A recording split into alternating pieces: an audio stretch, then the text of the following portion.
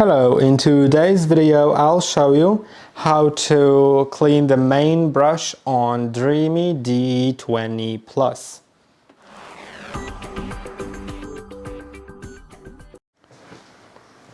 To do it, you should remove the robot from its station if it's currently in it and press and hold on the power button to turn the robot off.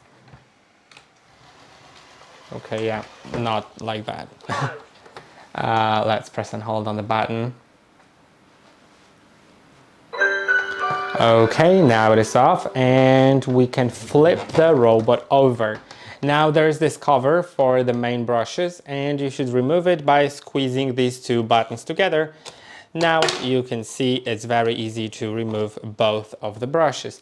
They are connected together, so it's very easy to now take them off and clean them. You can, if there's any hair stuck to them, you can cut it with knife or scissors. Then you can rinse the brushes and you can also use a brush to clean them more properly. Then put them in, and as you can see there's this orange and gray hole, and make sure the orange brush goes into the orange hole and the gray one goes into the gray one.